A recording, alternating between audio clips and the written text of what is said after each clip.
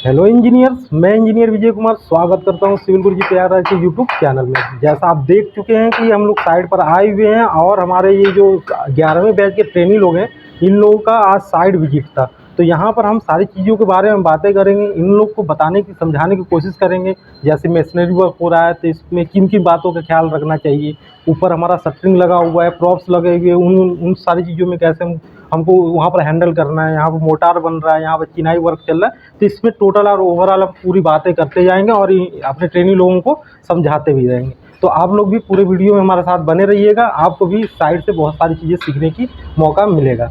तो जनरली आप देख रहे होंगे कि जैसे आपको ब्रिक वर्क देखना है तो कैसे पता चलेगा, आप कैसे पता लगाओगे कि कौन सा बॉन्ड है, इंग्लिश बॉन्ड है, स्ट्रेचर बॉन्ड है, या कितने इंच की वॉल है। ये देखो सामने देखने से पता चल जाता है। जब भी हम ब्रिक को देखते हैं उसमें लेंथ दिखता है और हाइट दिखती है, यानी वो स्ट्रेचर बॉन्ड है, वहाँ पर 5 इंच की वाल है वो, यानी हाफ थिक वाल है यहाँ पर। ऐसे देखने से पता चल जाता है। और जहाँ पर भी हमको हेडर और स्ट्रेचर दोनों दिखते हैं, यानी उसमें उसका विड्थ भी दिख रहा है, उसका लेंथ भी दिख रहा है, तो वहाँ पर क्या कहते हैं, उसको इंग्लिश बॉन्ड कहते हैं। इंग्लिश बॉन्ड जनरली सिर्फ फुल थिक वाल में ही दिया जाता है, सिंगल थिक वाल में यानी हाफ थिक वाल में नहीं होता है। हाफ थिक वाल में स्ट्रेचर बॉन्ड होता है, जो देखने से पता चल रहा है।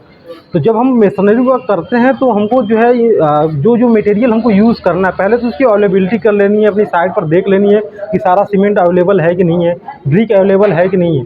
बट जो ब्रिक है, सीमेंट, वो सही क्वालिटी का है कि नहीं है, ये भी हमको बात को जो है ध्यान में रखना होगा।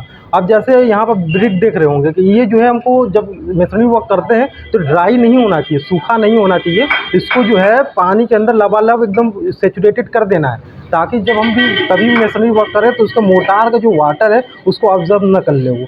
और इस तरीके से अगर हम ड्राई ब्रिक यूज़ कर लेंगे तो वहाँ पर उसका जो स्ट्रेंथ है वो लूज़ हो जाएगा कहीं ना कहीं। अब जैसे कि अब जब हमको ब्रिक वर्क करना होता है तो पहले एक धागा बांधना पड़ता है ना, सूता बांधना बोलते हैं।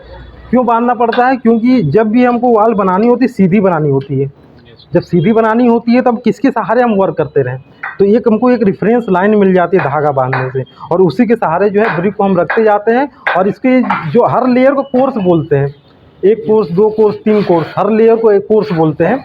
फिर उसके बाद जब 3-4 रद्दा हम जोड़ लेते हैं तो हो सकता है कि सीधा हो, लेकिन आगे की तरफ या पीछे की तरफ झुका हो, तो उसकी वर्टिकलिटी भी चेक करनी पड़ेगी ना। तो उसके लिए हम साहुल की मदद लेते हैं और साहुल से चेक करते हैं कि ये वर्टिकल प्रॉपर है कि नहीं है। अब ये 2 चीज़ें हमने चेक कर ली कि हॉरिजॉन्टल अलाइनमेंट ठीक है, वर्टिकल भी ठीक है, डिफ्लेक्ट नहीं हुआ है। बस कभी कभी क्या होता है कि एक तरफ ज़्यादा हो गया, एक तरफ कम हो गया, तो ये जो लेवल भी चेक तो करना पड़ेगा ना, क्योंकि कहीं ना कहीं ये ऊपर जा कर के इस पर बीम आ रही होगी, या तो गैप को फिल करना पड़ रहा होगा। तो उस चीज़ को प्रॉपर वो फिल कर पाए, पूरा हॉरिजॉन्टल रहेगा तब तो उसके लिए हम वाटर पाइप का थ्रू यूज़ करते हैं, जिसके अंदर पानी भरा होता है, जिसका हमने प्रैक्टिस अभी क्लासरूम में किया भी है। उसके पूरे कॉन्सेप्ट को हमने समझा है। तो यहाँ पर सारी चीज़ों को मेसनरी वर्क के बारे में हमने देख लिया। अब जैसे यहाँ पर मोटार मटेरियल बन रहा है तो इसमें किस किस चीज़ का मिक्स होता है, थोड़ा आप बताइए। सीमेंट, सैंड और वाटर का, सीमेंट और सैंड। जब भी हमको प्लास्टर वर्क करना होता है या मेसनरी वर्क करना होता है, वहाँ पर 2 मटेरियल का यूज़ करते हैं, सीमेंट का और सैंड का, और जो उसमें उसको मिक्स करने के लिए पानी का। अब जैसे कि यहाँ पर मेसनरी वर्क हो रहा है तो यहाँ पर कुछ प्लेटफॉर्म सा बना हुआ है, इसको क्या बोलते हैं?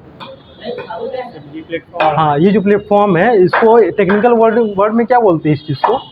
इसको स्कैप फोल्डिंग बोलते हैं ना। अभी क्या है कि नॉर्मल ऐसे जो टेबल है, जो बार है, उसको बांध करके एक जुगाड़ कर लिया गया है, ये भी ठीक है जब अंदर का काम कर रहे होते हैं। लेकिन जब बाहर से वही काम करना होता है, कोई फिनिशिंग वर्क करना है, प्लास्टर करना है, वाइट वॉश करना है, तो उसके लिए पूरा हमको बम्बू लगा करके, जो स्टैंडर्ड होते हैं, लेज होते हैं, उसके ऊपर पटरे डाल देते हैं, फिर ऊंचाई पर हम धीरे धीरे काम करते रहते हैं, तो उसको स्कैप फोल्डिंग बोलते हैं। तो ये जो साइटों पर आपसे पूछी जाएंगी, जब भी आप इंटरव्यू देने जाएंगे तो ये सारी चीज़ें पूछी जाएंगी। जनरली बात आती है, यहाँ पर आपको स्लैब है दिख रहा होगा ना, स्लैब है, ये नेल्स इसमें लगा हुआ है। कहीं कहीं ऐसे दिख रहा होगा कि ये जो सेंटरिंग हमने खोला हुआ है उसमें कुछ चिपका हुआ है। तो ये जो वेस्टेज है, जब इसमें शटरिंग करते हैं तो उसमें नेल्स मारे रहते हैं, तो कंक्रीट के साथ आ जाता है। तो अभी जब इसका फिनिशिंग वर्क होगा या सीलिंग में प्लास्टर होगा, बीम के ऊपर प्लास्टर होगा, तो उसको कट कर दिया जाएगा और स्मूथ सरफेस हमको दिखने लग जाएगा। और यहाँ पर आपको देख पा रहे हो कि ये जो स्लैब है नीचे से देखो कुछ डाउन है, इन सब स्लैबों से ये अलग दिख रही है। इसको बोलते हैं संकेन स्लैब।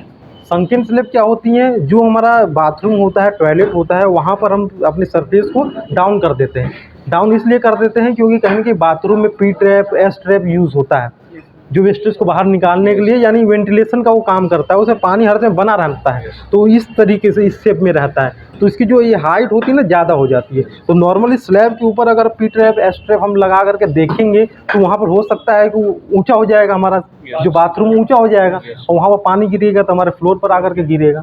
तो उससे बचने के लिए, ताकि देखने में भी एस्थेटिकल व्यू से भी अच्छा रहे और वो हमारा एक लेवल में रहे, तो हम पहले डाउन कर देते हैं अपने बाथरूम या टॉयलेट के जो स्लैब होती है, और इस तरीके से जो हमारा लेवल होता है दोनों एक जैसा मिल जाता है। तो जैसे 100 mm की ब्रिक वर्क कर रहे हैं तो ये लोड बियरिंग में थोड़ा डीप हो जाएगा। बिल्कुल, बिल्कुल। मैं थोड़ा क्लियर करता हूँ यहाँ क्या पर। प्रोवाइड कर सकते हैं? यहाँ पर मैं आपको क्लियर कर देता हूँ। ये फ्रेम स्ट्रक्चर बना हुआ है, यानी जो पूरा का पूरा स्लैब का लोड है बीम के ऊपर आ रहा है, बीम का लोड कॉलम के ऊपर आ रहा है, और वो जो धीरे-धीरे कॉलम के होते हुए फुटिंग पर जा कर के सॉइल के स्ट्रेटा पर डिस्ट्रीब्यूट हो जा रहा है। यहाँ पर ये जो पार्टीशन वाला है, ये जो ब्रिक वर्क किया गया है, ये पार्टीशन वाल की तरफ बिहेव कर रहा है, ठीक है ना? तो इसका क्या अल्टरनेटिव हो सकता है? फ्लाई एश ब्रिक होता है, एएससी ब्लॉक होता है, और कई सारे फाइबर आते हैं, पीवीसी सीटें आती हैं, तो पार्टीशन वाल के रूप में आप यूज़ कर सकते हैं। लेकिन जैसा रिक्वायरमेंट होता है, जैसा साइड पर ड्राइंग में मेंशन होता है, वो उस मटेरियल का यूज़ करके हमको यहाँ पर वर्क करना है। तो अभी क्या है कि ये सिर्फ एक पार्टीशन का काम कर रहा है, इस पर स्लैब का लोड नहीं आ रहा है, ठीक है।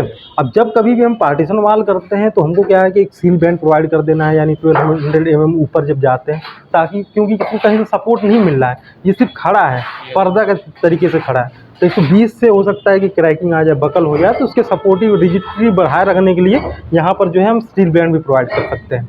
और हर लेयर में हम बार भी यूज़ करते हैं। ऐसा आपको इंटरव्यू में पूछा जाएगा कि जो बाउंड्री वाल होती है जनरली वहाँ पर यूज़ होता है ये सब, क्योंकि वहाँ पर प्रेशर ज़्यादा होता है और एक ही वाल होती है, बीच बीच में बीम होते हैं, कॉलम होते हैं, तो बीच बीच में होते हैं, तो बीच में सपोर्ट के लिए हमारे बाउंड्री वाल के लिए हर लेयर में, हर 4 लेयर में ये 2 सरिया को अंदर दबा दिया जाता है जॉइंट के बीच में, ताकि जो भी वाइब्रेशन आए, जो भी उसमें टेंशन फोर्स आए, उसको काउंटर कर पाए, वो क्रैकिंग ना आए उसमें, ठीक है ना?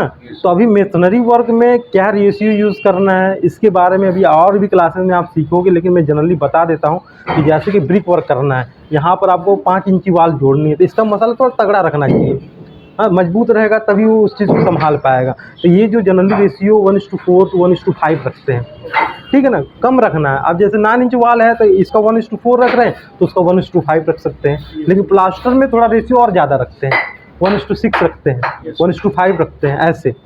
तो ये जो इनका रेशियो होता है, ये रेशियो का क्या मतलब है, उसमें पहला सीमेंट को बता रहा है और बाकी जो पार्ट होता है वो सैंड को बता रहा होगा। और ये जो मोटार जब आप बना देते हो तो इसको 90 मिनट के अंदर, जो मेसनरी वो मोटार होता है, इसको 90 मिनट के अंदर ही अपना मेसनरी वर्क पूरा कंप्लीट कर लेना है, नहीं तो कहीं ना कहीं इसका इनिशियल सेटिंग टाइम स्टार्ट हो जाता है। जनरली जो सीमेंट होता है उसका 30 मिनट ही होता है, लेकिन इसके साथ सैंड मिलाने पर वो 90 मिनट तक बढ़ जाता है, ठीक है। इस बात का ख्याल रखना है कि 90 मिनट यानी 1.5 घंटे के अंदर इस पूरे मोटार को हमको कहीं भी प्लेस पर यूज़ कर लेना होता है। तो जैसे ये ब्रिक वर्क में थोड़ा थोड़ा थ्रेड कटा हुआ है बीच बीच में, तो हाँ, ये हाँ, किस लिए कटा हुआ है? बिल्कुल, बिल्कुल। मैं थोड़ा इसको समझाता हूँ। जब भी हम जॉइंट, जैसे कि ब्रिक है, जब मेसनरी वर्क करते हैं तो उसमें जॉइंट बनता जाता है, तो उसके अंदर मोटार फिल करते हैं, तो उधर साइड में जिधर से आप ब्रिक वर्क, मेसनरी वर्क कर रहे हो, उधर स्मूथ सरफेस आपको मिलता है, उधर जो है रफ रहता है। अगर प्लास्टर करना है तो वहाँ पर ऐसे ग्रुप काटने की ज़रूरत नहीं होती, क्योंकि ऑलरेडी उसमें बना रहता है। लेकिन इधर क्या है कि जैसे जैसे चिनाई वर्क करते जाओगे तो फिनिश सरफेस रहेगा ना, क्योंकि हमको उसके ऊपर प्लास्टर भी अप्लाई करना है, तो अगर ग्रुप रहेगा तो और अच्छे तरीके से पकड़ के रखेगा उस चीज़ बॉन्डिंग अच्छी होगी को। सर। बॉन्डिंग अच्छी करने के लिए ग्रुप ये बना देते हैं। अगर आपको आर्किटेक्चरल व्यू भी बनाना है या ऐसे ही छोड़ देना है, तो वैसे भी देखने में अच्छा लगता है ना, सुंदर लगता है। अब जैसे ये जो ब्रिक वर्क यहाँ पर हुआ है, इसको देखो, बताओ कि इधर से चिनाई वर्क हुआ है या उधर से हुआ है? उस तरफ से हुआ है ना, क्योंकि जिधर से होता है उधर फिनिश सरफेस आता है, दूसरे साइड कहीं ना कहीं उस शेप में नहीं रहता है। जो स्टैंडर्ड एक शेप होता है हमारा जो ब्रिक का, उसमें हर ब्रिक नहीं बन पाता है, कुछ उसमें डिफरेंस होते हैं, तो इसकी वजह से ये थोड़ा सा अनइवनेस सरफेस यहाँ पे दिखता है, यानी कुछ रफ सरफेस दिखता है। तो ये जब प्लास्टर करते हैं तो अच्छे तरीके से ये क्लीन हो जाता है, फिनिश हो जाता है।